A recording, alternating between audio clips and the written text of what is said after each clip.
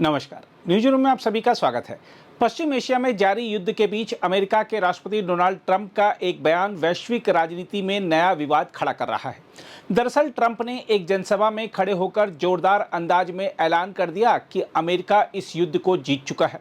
लेकिन सवाल यह है कि जब ईरान खुलकर कह रहा है कि वह झुकने को तैयार नहीं है और उसने युद्ध समाप्त करने के लिए कड़ी शर्तें रख दी हैं, तब आखिर ट्रंप किस जीत का ऐलान कर रहे हैं?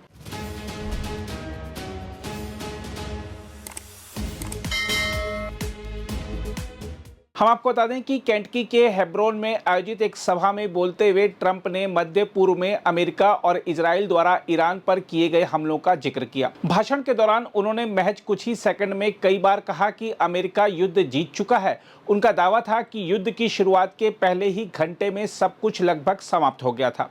लेकिन हैरानी की बात यह है कि जीत का यह दावा करते हुए खुद ट्रंप ने उसी भाषण में यह भी कहा कि जीत का ऐलान करते समय सावधान रहना चाहिए। यानी पहले उन्होंने युद्ध समाप्त होने और अमेरिका की जीत की बात कही और तुरंत बाद अपने ही बयान से पीछे हटते नजर आए। यही विरोधाभास अब पूरी दुनिया में चर्चा का विषय बन गया है। सोशल मीडिया पर भी लोगों ने इस बयान पर तीखी प्रतिक्रिया दी है। कई लोगों ने सवाल उठाया कि जब मध्य पूर्व में अमेरिकी ठिकानों पर हमले अब भी जारी हैं, तब यह जीत कैसी? कुछ प्रतिक्रियाओं में यह भी कहा गया कि अगर अमेरिका सचमुच जीत गया है तो फिर अमेरिकी सैनिक अब तक घर क्यों नहीं लौटे? दरअसल जमीन पर हालात बिल्कुल अलग कहानी बता रहे हैं। पश्चिम एशिया और मध्य पूर्व में जारी यह संघर्ष अब अपने 13वें दिन में प्रवेश कर चुका है। अमेरिका और इजराइल ने 28 फरवरी को ईरान पर संयुक्त हमले किए थे, जिसके बाद से लगातार हमले और जवाबी हमले हो रहे हैं। अब तक इस संघर्ष में लगभग 1200 लोगों की जान जा चुकी है। इस बीच ईरान ने युद्ध समाप्त करने के लिए 3 स्पष्ट शर्तें सामने रख दी हैं। ईरान के राष्ट्रपति मसूद पेजेश्कियन ने रूस और पाकिस्तान से बातचीत के बाद यह संदेश दिया है कि अगर वास्तव में शांति चाहिए तो सबसे पहले ईरान के वैध अधिकारों को मान्यता देनी होगी। दूसरी शर्त यह रखी गई है कि युद्ध से हुए नुकसान की भरपाई की जाए। तीसरी और सबसे अहम शर्त यह है कि भविष्य में ईरान के खिलाफ किसी भी आक्रमण को रोकने के लिए अंतर्राष्ट्रीय स्तर पर ठोस गारंटी दी जाए। इन शर्तों से साफ संकेत मिलता है कि ईरान पीछे हटने के मूड में नहीं है, बल्कि वह इस संघर्ष को अपने अधिकारों की लड़ाई के रूप में पेश कर रहा है।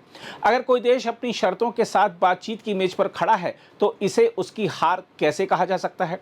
यहीं से सबसे बड़ा सवाल पैदा होता है। जब ईरान युद्ध समाप्त करने के लिए कठोर शर्तें रख रहा है, जब संघर्ष जारी है, जब अमेरिकी सैनिक अब भी पश्चिम एशिया में तैनात हैं, तब ट्रंप किस आधार पर जीत का दावा कर रहे हैं? युद्ध के मैदान में जीत का मतलब होता है विरोधी का झुक जाना या संघर्ष का समाप्त हो जाना।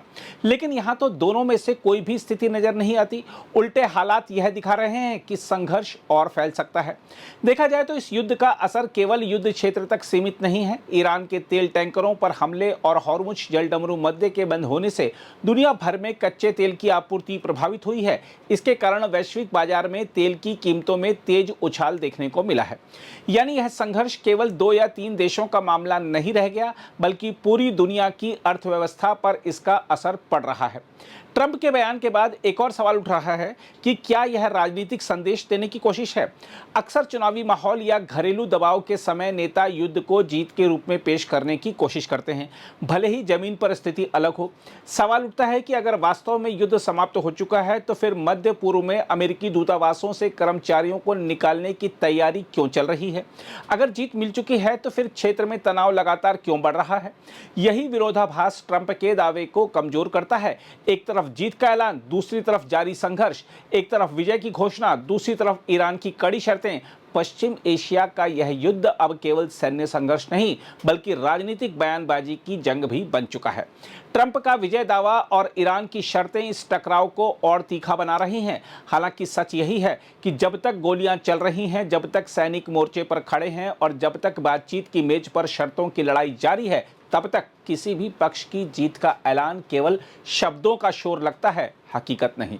और यही वह सवाल है जो कि पूरी दुनिया पूछ रही है। यानी जब ईरान हार नहीं मान रहा, तब ट्रंप आखिर जीत कैसे गए?